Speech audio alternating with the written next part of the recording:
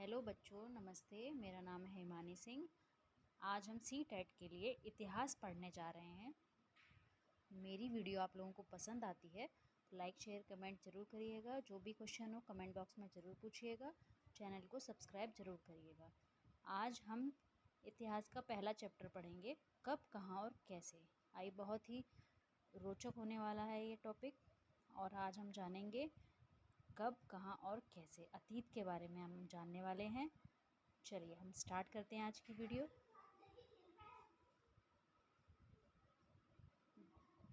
देखिए, कब, कहाँ और कैसे। अतीत के बारे में क्या और कैसे जाना जा सकता है। अतीत के बारे में क्या और कैसे जाना जा सकता है। इतिहास अतीत और वर्तमान के बीच की एक अहम कड़ी है। ठीक है, इतिहास आज के समय की और जो बीत गया समय उसके बीच की एक अहम कड़ी है। इस इतिहास के ही कारण हम जानते हैं कि पहले क्या क्या हुआ है। ठीक है, इतिहास सत्य व तथ्य पर आधारित अतीत और वर्तमान के बीच एक सेतु है।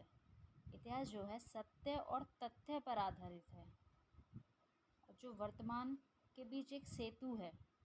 ठीक है, जो वर्तमान में हो रहा है, अतीत में जो हुआ, वर्तमान में जो हो रहा है, उसके बीच की एक महत्वपूर्ण कड़ी कह लीजिए, महत्वपूर्ण सब्जेक्ट है ये हमारे लिए क्योंकि हम इससे जो हो चुका, जो बीत गया सालों पहले, उसके बारे में हम पढ़ के जानते हैं। ठीक है, अब इसमें कितना भी पढ़ें, कितना भी जानें, उतना ही कम है। चलिए, अतीत के बारे में बहुत कुछ जाना जा सकता है, जैसे लोग क्या खाते थे, कैसे कपड़े पहनते थे, किस तरह के घरों में रहते थे। हम शिकारियों, पशुपालकों, कृषकों, शासकों, व्यापारियों, पुरोहितों, शिल्पकारों, कलाकारों, संगीतकारों या फिर वैज्ञानिकों के बीच के बारे में जानकारियाँ हासिल कर सकते हैं।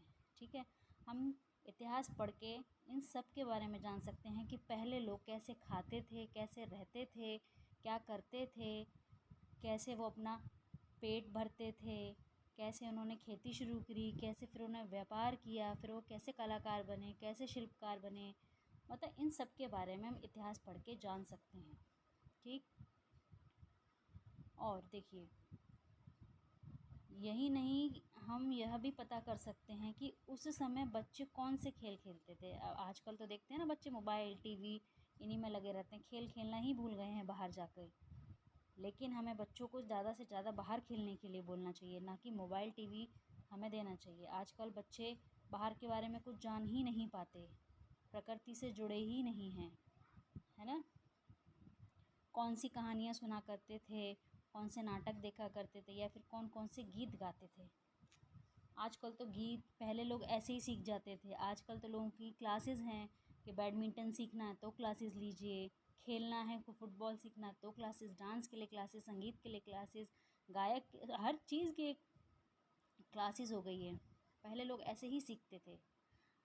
अब सभी ऐतिहासिक तथ्य अपने युग के प्रतिभागी की ओर से प्रभावित इतिहासकार का व्याख्यात्मक विवरण होता है।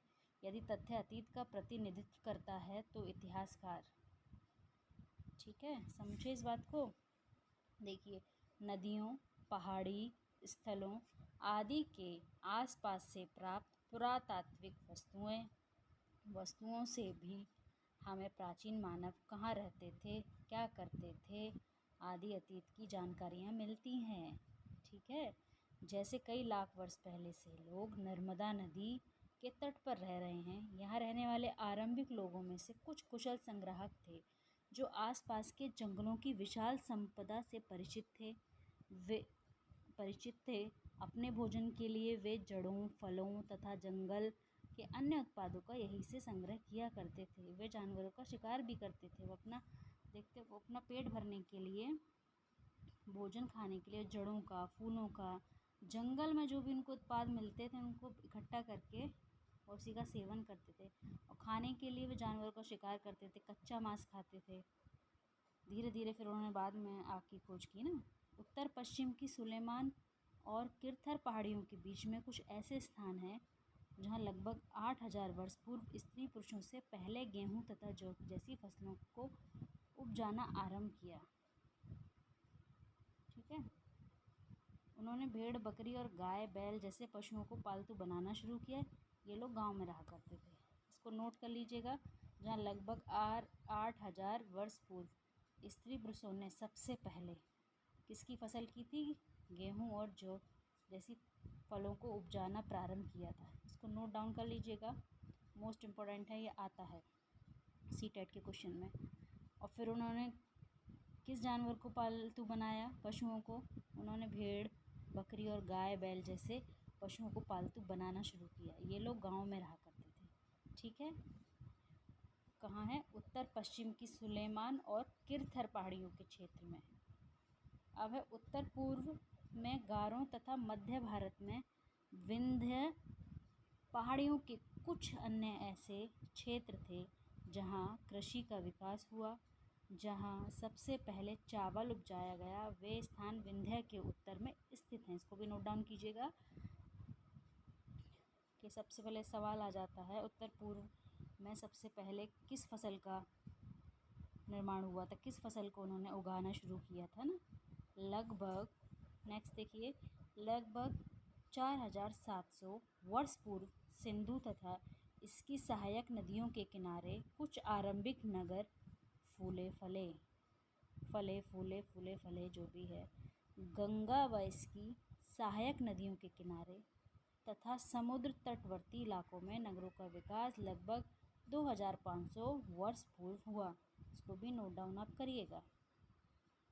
आज हम इतना ही पढ़ेंगे, कब कहाँ कैसे में, और आगे का जो जितना भी टॉपिक रह गया हम नेक्स्ट वीडियो में लाएंगे। अगर मैं पूरा पढ़ाऊँगी तो वीडियो लंबी हो जाएगी, आप लोग बोर हो जाएंगे।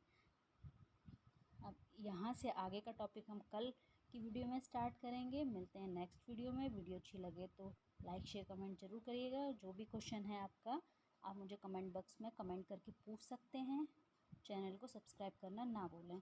ऐसे ही मैं आपको सीटेट की तैयारी कराती रहूँगी। आप कहेंगे तो मैं साइकोलॉजी के भी टॉपिक्स की वीडियोस लेकर आऊँगी, हिंदी पर भी लेकर आऊँगी और इंग्लिश पर भी लेकर आऊँगी। आप मुझे कमेंट में बताइएगा कि आपको पहले इतिहास ही पढ़ना है, सोशल स्टडी ही पढ़नी है, या आपको हर सब्जेक्ट की वीडियो चाहिए। ठीक है, मिलते हैं नेक्स्ट वीडियो में। Bye bye.